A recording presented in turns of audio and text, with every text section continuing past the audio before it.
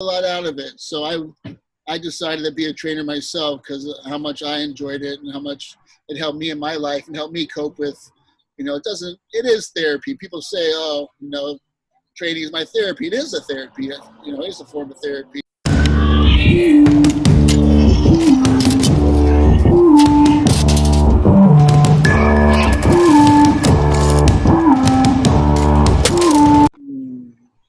All right. Hey, everyone. This is Nick. I interacted with them through social media. I don't even know. How did we even started To be following? honest, you know what? I think I saw your interview with Gavin. Yeah. And I said, this guy looks like a nice guy. Looks like he's, we have some things in common, and you seem friendly. And I think I friended you because of that interview. I think that's. Yeah, and then I accepted it, and then from that point, I kind of follow what you post. You post some pretty interesting things and stuff like that. And then eventually, I reached out to you. It was like, hey man, I'm starting this little podcast going, and based on what you were posting, how you interacted with not just your clients, but just people in general, how you treat them, and how so kind and caring you are as a person. I was like, okay, this seems like a pretty good dude to reach out and try to get him on this podcasting, because I tend to, as fitness professionals or whatever we call ourselves, we tend to have a different perspective on life, and people tend to look at us a lot differently. So when we were to go to I don't know about you, but when I go to certain places and stuff like that, based on how I look on, which is my physical appearance, a lot of people tend to think less of who I am as a person because they don't get that full detail. They're just oh, that dude's, he looks that way, so and so, you must be this and that and whatever else they can possibly think of. He's dumb, right, not articulate or anything like that. So they never really get to see that aspect of who that person is as an individual. And that's one of the reasons why I wanted to reach out, because I felt like you have such a great story to tell as a person that it would be amazing for whatever amount of audience that it could reach to be able to sit here for how many minutes to be able to listen to all that and just be like, wow, there's so much behind this person. And then hence the title of the podcast is Behind the Body. Okay, gotcha. Yeah. That's great. That's a great idea. It's a different way to do it, as opposed to just doing the calories in, calories out, and all the science. So yeah, I got sick and tired of that. I was just wow. Yeah, you can handle that to the experts. I just not much. Yeah, I barely post anything about nutrition anymore. I just kind of have fun and make jokes now.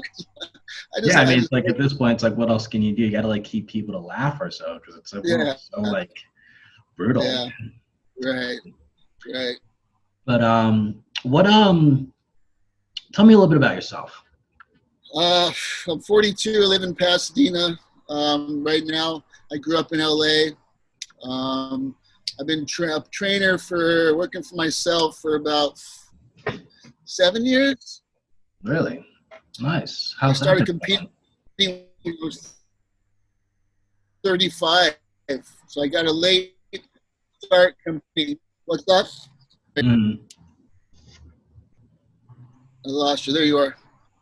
My internet okay, there we are. Say that. Okay, I missed that. Let's say that again. No, go on. Say what you were saying. Okay, so yeah, I started competing when I was 35, so I kind of got a late start in competing. I was actually breaking up. Me and the girlfriend broke up, and I wanted to focus on something else,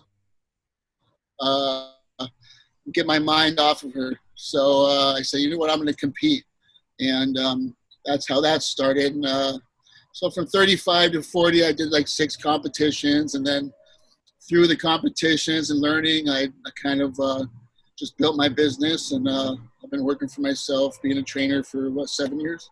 So not even that long. I'm fairly new to the industry. How do you like it that's so far? Right now. What's that? How do you like it so far? I enjoy the job. The mainstream fitness industry, I'm not a big fan of, but I enjoy the job. I enjoy helping people. I enjoy fitness, so I get to do what I. So I enjoy that aspect of it. Yeah, well, that's good. I think that's one of the things about the fitness aspect of whatever it is that we do, is that we have to be able to enjoy it in a way that we're able to use it to kind of help you, because at some points, some of us get like a really rough start in life, and eventually they find something to kind of like to help them like cope with whatever previous experience that they had, whether good or bad, and they take that experience that they had and then try to turn it into a good thing. And then fitness is a really good way to channel certain emotions or certain stress in life, because it reduces a lot of your stress issues. And then you kind of just, once you go to the gym, you work out, you're out, and you feel a lot better. And what initially got you started besides the breakup aspect of it? Did you have any other particular reason behind it aside from just that? Well, yeah, I was actually, when I was younger, I was a big soccer player. I was on the junior Olympic team. I got a full ride to college. Nice. So I was pretty up there at the top ranks as far as in my age group in soccer. And then I blew my knee out. So my career kind of slowly went downhill from there. I stopped getting attention, people stopped pursuing me as far as recruiting me. So I got into partying a lot. So I got into drinking, and I just kind of got bored and chasing girls and got in the party lifestyle, the fraternity lifestyle for a while. And so I wanted to get out of that, and I wanted to find something else that I could, similar to soccer, that I enjoyed, that gave me similar feelings, similar enjoyment, similar challenges. And that's when I started lifting, early in my 20s. Of course, I just did chest and arms all the time. I never did my legs, and I was typical newbie. And I tried every supplement in the book. I bought everything you could buy, and just so the first 10 years I was a newbie, and that's how I got into the training and the bodybuilding. So it's like I guess a transition from soccer to that, and that's what drew me to it, and I got a lot out of it. So I decided to be a trainer myself because of how much I enjoyed it and how much it helped me in my life and helped me cope with, it is therapy. People say, training is my therapy. It is a therapy. It is a form of therapy. And so it's done a lot for me in that sense. Nice. In terms of your clients and stuff like that, what else do you apply besides just training their body? Do you help them with like mental stuff as well? Help them through like certain breakthrough, build confidence and things like that? Yeah, for sure. I mean, that's a big part of it, is the mental aspect. I'm always dealing with their stress, asking them how they're talking about their lives and what's going on in their lives. I know a lot more about some of my clients than their husbands know. Yeah. And so then you develop that relationship. You become a good friends with them, and you get to know a lot about them. They share a lot of intimate things about their life. And yeah, that's a big part of it, is the mental aspect and the emotional aspect, and helping them deal with life too, because that has a big aspect on their diet and their motivation. So that's a huge part of it. So most of my clients I become lifelong friends with. I still keep in contact with. We go out, we have fun. So it's not just a client trainer relationship. We become friends for the most part. Yeah, that's actually a pretty good trait to have. I feel like when you're training a client, you kind of just become part of their life, because you're there to motivate them, you're there to support them, you're there to just like build a better them, and just at the end of the day, just have them get to where they need to be. And that creates such a relationship that most people don't tend to have, because you're even though you're with them for like, I don't know how many hours, basic training is usually like an hour or so. So within that hour, whether you're with them for like 3 to 4 times a week, they tend to kind of like put all their shields down, and they trust you. And it's that trust that creates that bond, that connection. And with that trust, you're able to kind of like basically be more than just coaching a client. I've noticed that you're a very friendly, open individual. Has it always been like that? As far as being like transparent, Yeah. you know what? No, actually, I was super shy growing up. I was called mute when I was younger because I wouldn't talk. I was made fun of. Super shy. Girls scared the shit out of me. Yeah. So I was really really a quiet kid growing up. Really, yeah, just super shy. So that was a rough thing to deal with for a lot of my life, and probably the last, I don't know, five. I guess I just slowly opened up more and more, and now I think I talk too much, and I'm really transparent. So I like to share a lot of my life. I've been through a lot. I've lived an extreme life. I've done really well. Been on the Olympic team. I owned a bunch of houses, and then on the other extreme, I've been to prison. So I guess sharing all my experiences, I like to share that so other people can learn from, and it's Yeah. interesting. Also, I feel like when you're transparent, people can't talk. People appreciate that. They like that honesty. They like that transparency, and I think that brings a lot of people in, and people and that. And for me, I feel like when you're transparent, people can't talk about you. You know, everything's out on the table, and so I don't know. I think the last few years I just opened up more and more and more, and so people can learn from my story. Mm.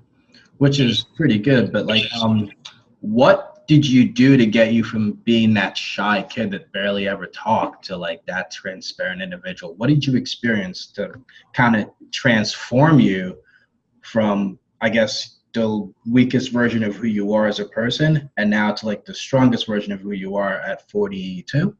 Yeah, 42.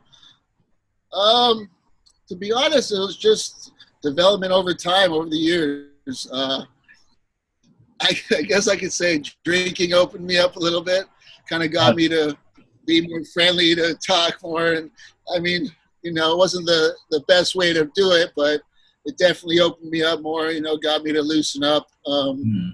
I was a big drinker all through my 20s, so that kind of, not the healthiest way, but that actually opened me up a little bit more.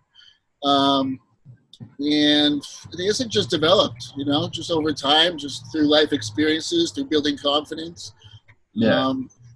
Yeah, I think social media actually helped a lot too, because I was able to express myself without being face to face with somebody, and being able to take my time to make a post or say what I want to say, as opposed to being on the spot. So that kind of helped me to be more of who I am and open up. Yeah, there's a certain freedom in that. I think I also experienced the exact same thing with social media. I'm like, like even in person, I'm a very like outspoken individual. When I feel a certain way about something, I speak out on it, and it gives me the title of being brutally honest. Yeah, Really likes it, but there's also like the idea of just being really, really honest or just being a straight up dick. So, right, right. but if somebody dislikes you, they're always gonna think you're a dick. If somebody like appreciates the honesty, they're always gonna love the fact that Yeah, you're open and you're honest and you're transparent with them as a person, and they respect that. yeah, Social media definitely did open that for me a lot because I was able to just like voice out my opinion, just say whatever I want. And even though like there are like individuals out there who had different perspective from me, at the same time I posted the things that I did because I wanted to sit down and have a discussion and talk about like these things that people just don't ever want to talk about because they're either scared or being canceled or they feel a certain way or they're guilty of something. I've always wanted just to open like a general discussion where everyone's just free to be who they are without judgment. And yeah, it's quite essentially what I have with this, where like I create this so like people can just be open and just talk about basically just whatever it is that they went through, whatever their life is, and right. just not be judged for it. Just actually trying to sit here and understand that, oh wow, that's actually pretty cool that you went through that and stuff like that.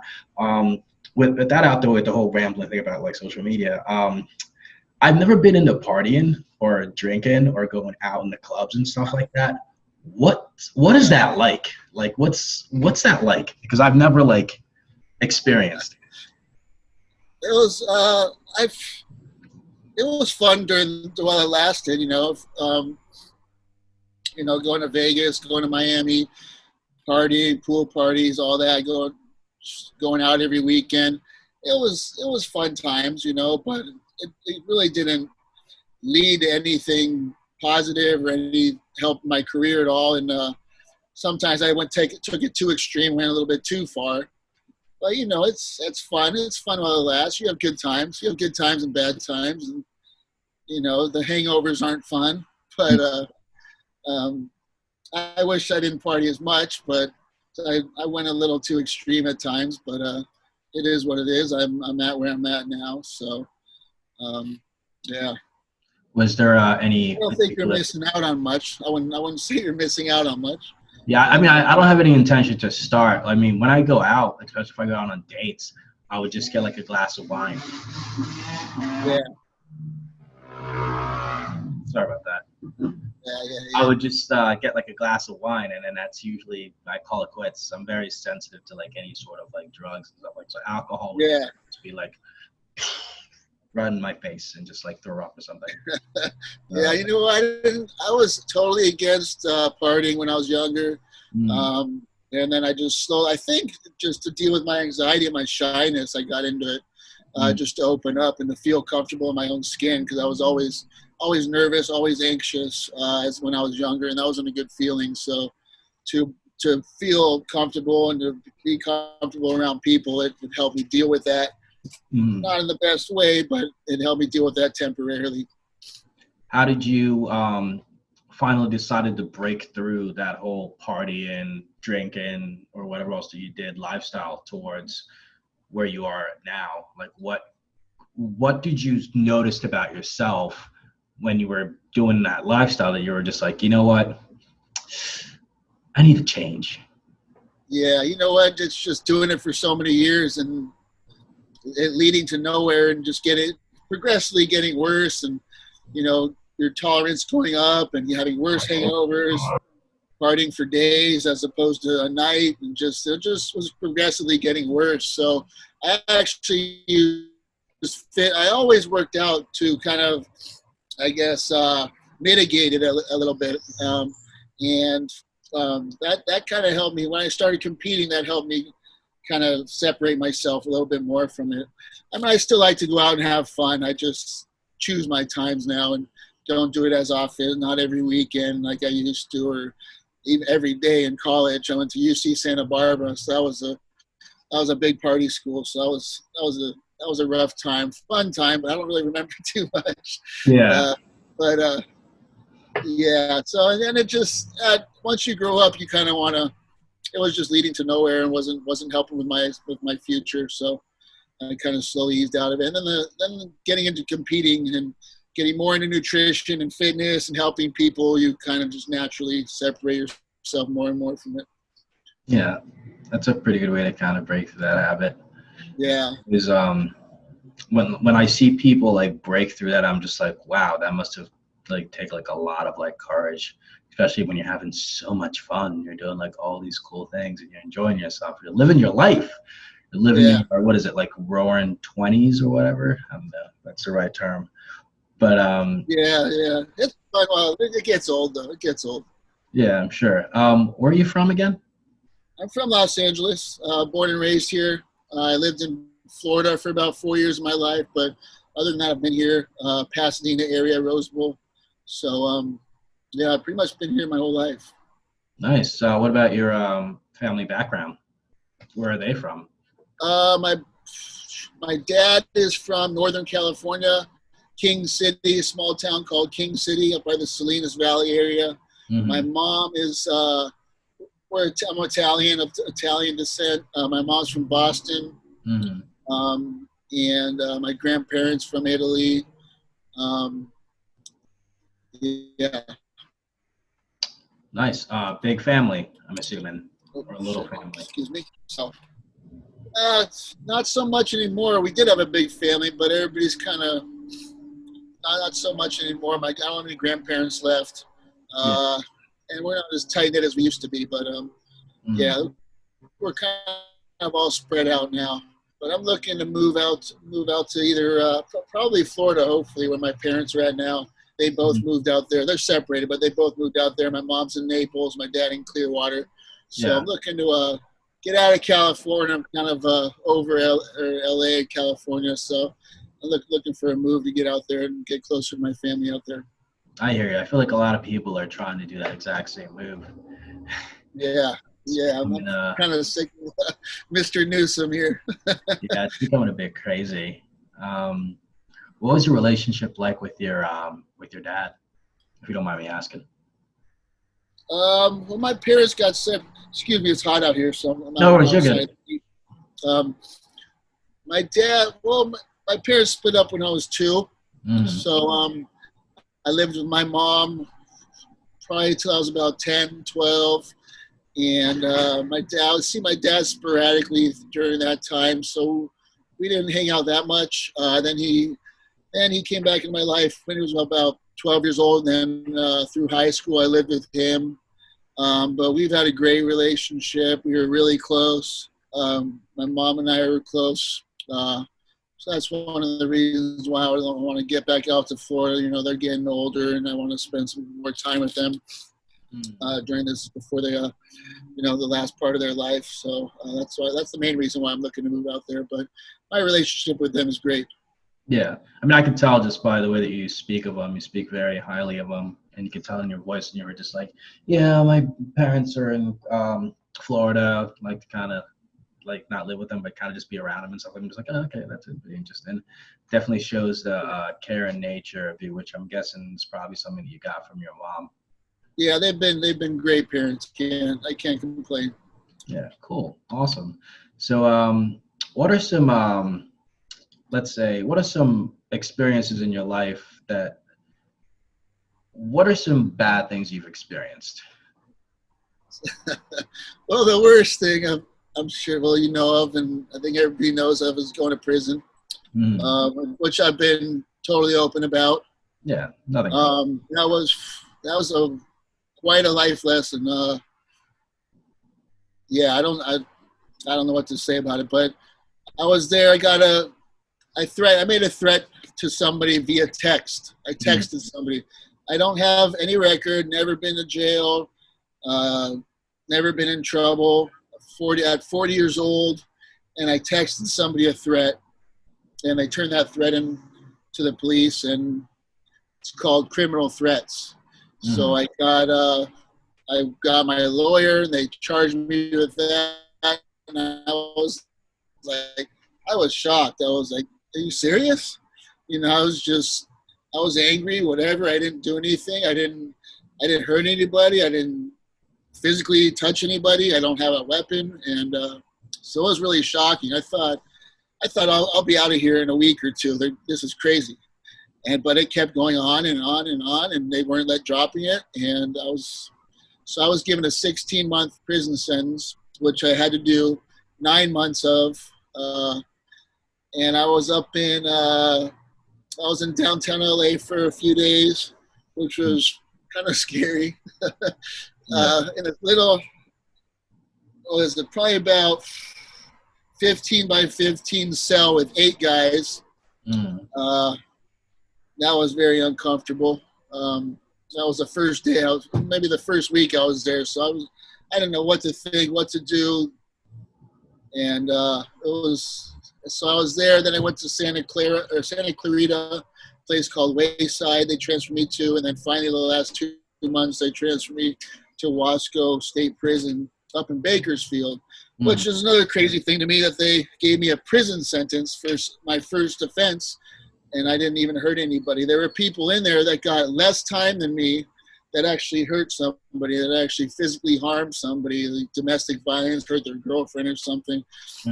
So it was a pretty shocking experience. But I came out of it a better person. I learned a lot. I used it to my advantage, to learn the most I could, to grow and learn as many lessons as I could. And it was quite an experience, all the things I saw in there.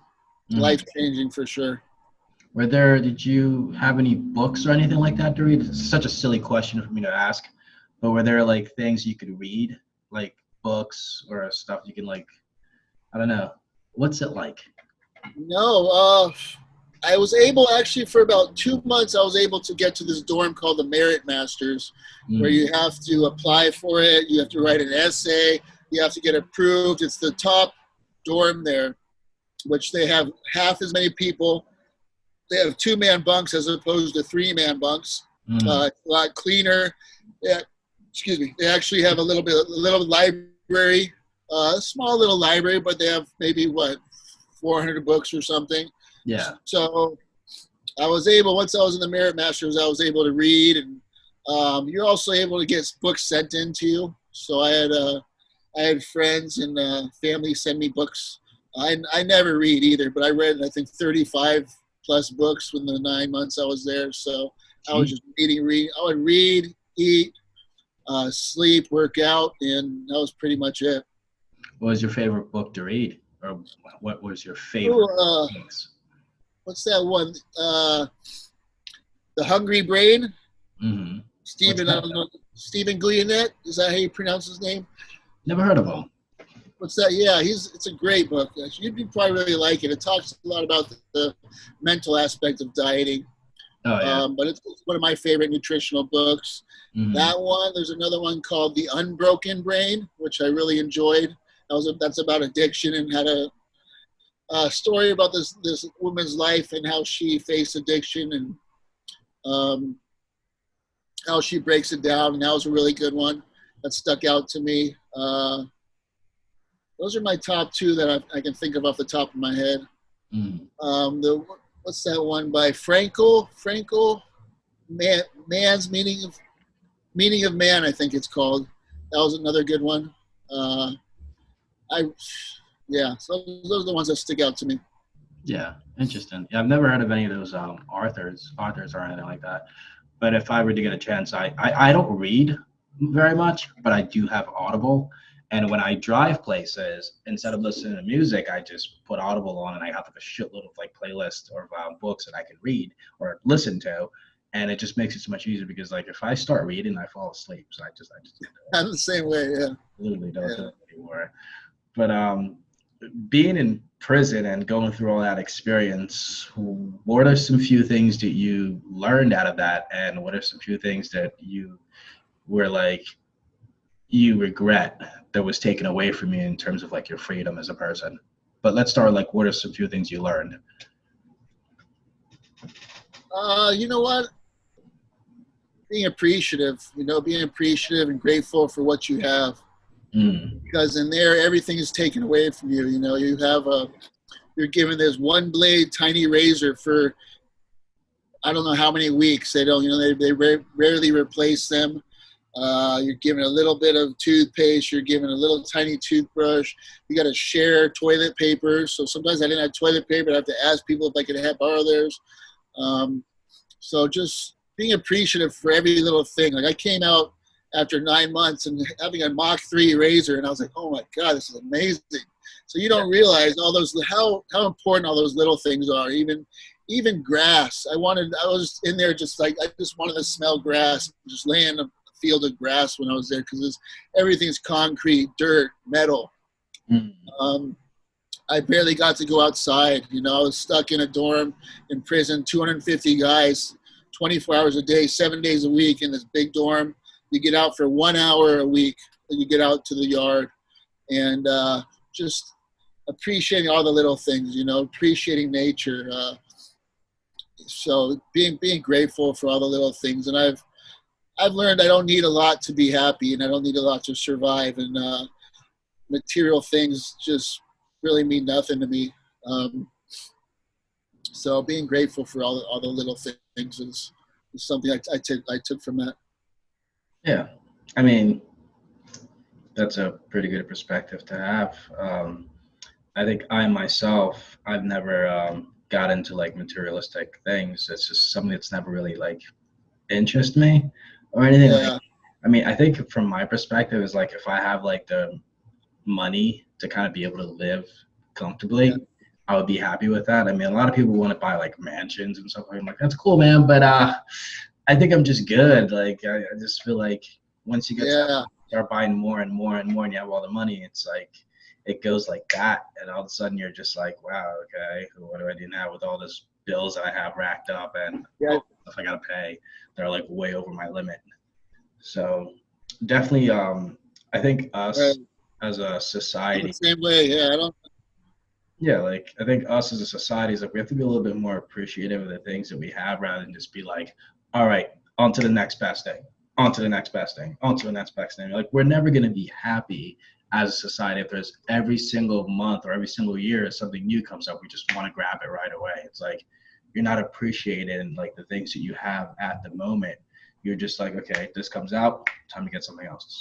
Something's gone, time to get something else. It's like it's a never-ending cycle of just Right. unsatisfaction and unhappiness, and it sucks seeing majority of people go through that and just they're never happy in a way. Yeah. So that's Constantly craving something, and then also the more stuff you have, the more stressed you are. You have to buy insurance. You got to renting your nice car. You can't. I feel like I'm a lot more stressed with a lot less material. I like to have nice things, but I don't need a lot. Just the basics. yeah. I mean that's kind of exactly how I am as a person. What are your hobbies? What do you like to do?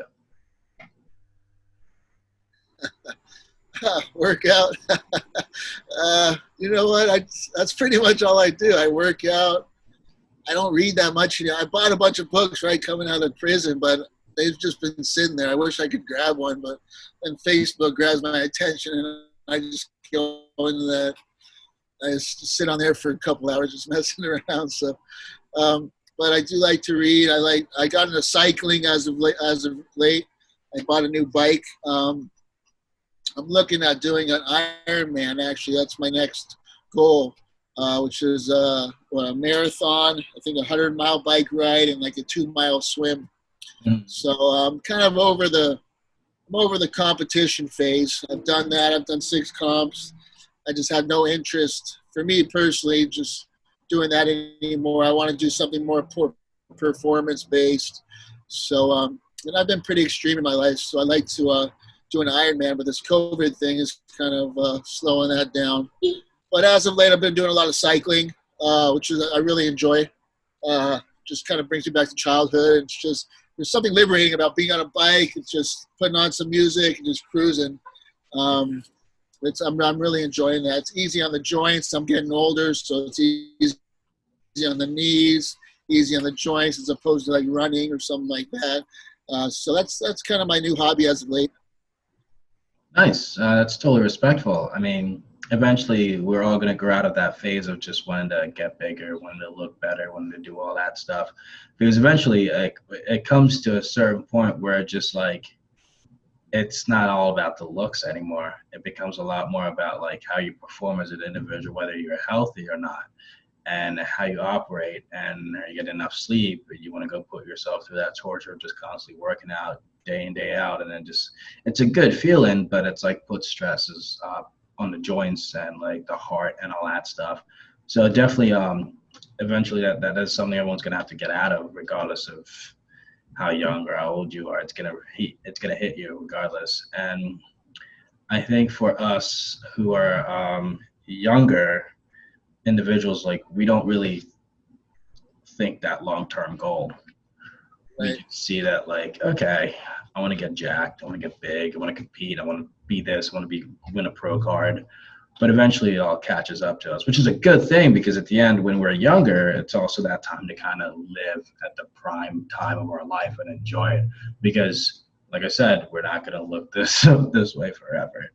Right. So Right. when you're young. It's a great challenge, and I had fun doing it. For the 4 or 5 years I was doing it. And just for me, it just the standards. You totally changes your view on how, for me anyways, my standards for living. I was always a little bit too vain. I always had to look a certain way. I had to felt like I had to present myself a certain way. And I wasn't enjoying my life as much as I should. So, and plus being 42, getting older, I was over it. But yeah, it was fun while it lasted, for sure. Yeah, and I'm glad that you're able to find it, because there are still people who would be at your age and they would still look back and be like, "Oh man, I'm still not happy." I'm just like, dude, you don't have to worry about that anymore. Like, you had the good times, you enjoyed. It's always good to just try something new, something different. Like, eventually, I'm gonna get to the point where I'm not gonna compete. I'm just not gonna like do the whole bodybuilding thing anymore. It's just like, I think for me, it's like I have siblings, so everything I do and everything I want to do, whether that just be through bodybuilding, just like through overall life, is to be able to make sure that when I'm older, that these my siblings have a place of living that they're comfortable in, a house that they enjoy, things that they like doing, and they're always with their big brother, and they're always, it's the same dynamic relationship. So like, it's not about just what I want; it's more about like what they want and how they can be happy and that kind of stuff. So like, I mean, at this point, before I even had siblings, I just did everything for myself. It's like, I I don't have siblings, I don't have kids, I don't have any of this stuff related, so I can do whatever I want. I can be a little bit risky. But now that I have siblings who like look up to me, like everything I do is now specifically for them, and I'm just like, oh, so this is what it's like to have a kid without having a kid. Right, right. Definitely. Yeah. Yeah, so it's been a pretty interesting experience. Yeah. What are I've never married, no kids, so I'm pretty much on my own too. But yeah? I haven't had that experience yet. mm, I mean, kids are great. They're just not for me. No, Nah, they're just I think I'm still a kid myself. So I yeah, don't know. It's a lot of responsibility, a lot of time. It yeah, really changes your life. So I'm not yeah. sure. If it happens, it happens. But Yeah, if it uh, happens, it happens. I mean, I'm not gonna be like, oh, I'm not gonna have kids. But if it happens, and all of a sudden they popped up out of nowhere, it's like little baby paws. I'm just like, hey, yeah, can't do much. right, But right. it seems like it's really hot in there, and I could kind of tell with the sweat and like the towel that you're constantly like kind of like trying to get the sweat off. Yeah, I don't it's want you to be hot in out here. there when you're like uncomfortable. Other than that, I do appreciate you taking the time to be able to sit down with me and have this conversation. Um, is there any like word of advice that you would want to give the audience who are watching this, like things that would help them, or just like something that you think would be very beneficial to people? As far as what you broke up, sorry. Oh, sorry. Is there anything that you would want to like give the audience as like, whether it just be an advice, a life lesson, or things they can use for like moving forward? You know what? For me, I don't take life seriously. I think just don't take life so seriously. There's nothing. I mean, there's serious parts of life, but don't take everything so seriously. And we see people fighting all the time, people arguing all the time, people, friends, family members deleting themselves, unfriending themselves, just relationships breaking up, and shit's not that serious. So lighten up, enjoy life, get out there, experience things, and have fun, and that's pretty much it. That's kind of my perspective. I find the humor, and I'm always smiling, and I like to just keep it positive. That's pretty much it. Yeah, and that's pretty much what most people have to do, especially when times are tough and things are crazy. So yeah, like I said, I greatly appreciate it, and thank you for being here and being able to have this discussion. So, Well, yeah, thanks for having me on. you're welcome. All All right, right, well, you're welcome. You have a good one. bye bye.